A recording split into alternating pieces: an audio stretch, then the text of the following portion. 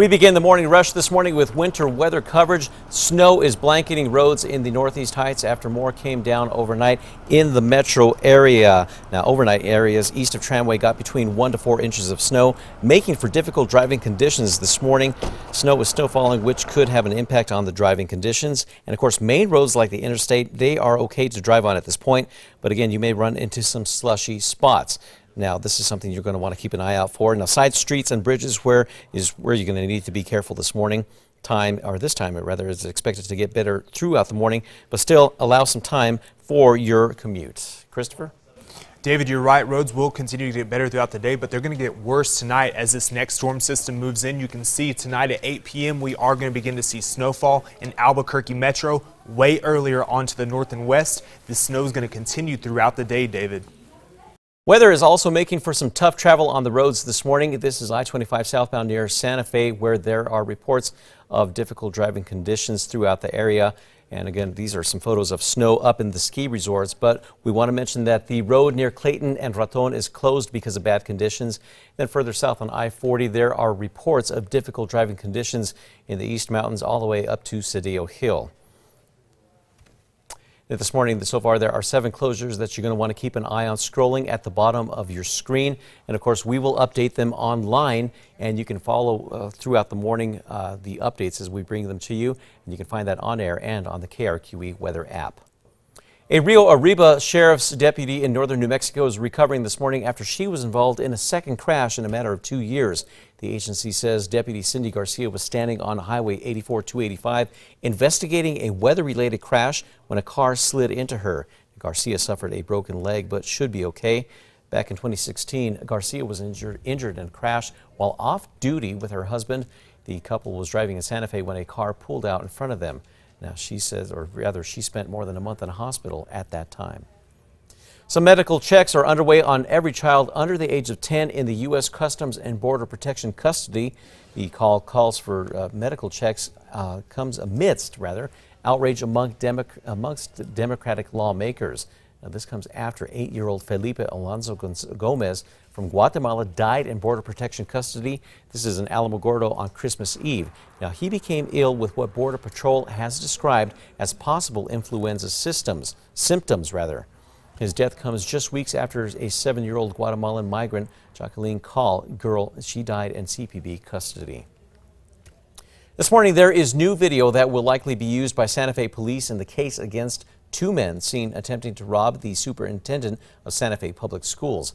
Dr. Veronica Garcia had just gotten home when she says that she was approached by 2 men who demanded that she hand over her purse. One of those men, armed with a pipe, she says she went into her car for her bag, but then jumped in, locked the door, then began honking and backing up. The men took off. There's no word if they have been caught. Also today, Mayor Tim Keller here in Albuquerque and APD, they are scheduled to announce crime stats for the end of the year.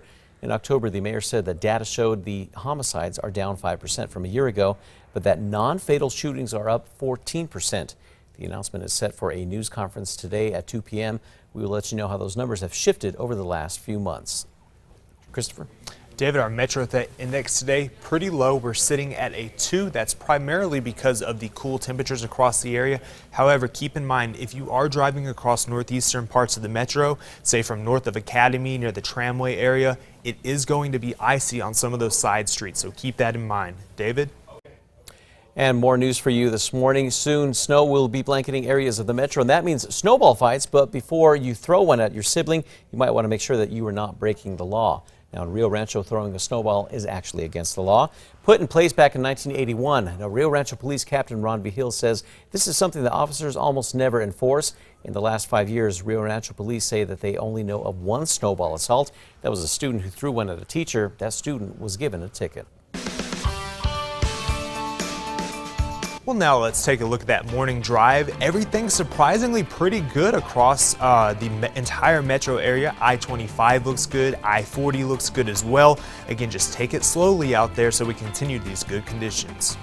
The Lobel men's basketball team is getting ready to take on the University of the Southwest this coming Sunday. Right now, the Lobels are 5-6 on the season, but they're hoping to put another one in the win column this Sunday as they head down to Hobbs. Now, their game against the University of the Southwest is their final non-conference game of the season.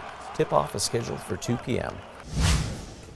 Well, time now for the 5 facts. At number 5, trash will not be collected on New Year's Day. Instead, the city will collect trash a day later than usual. That's because of the holiday.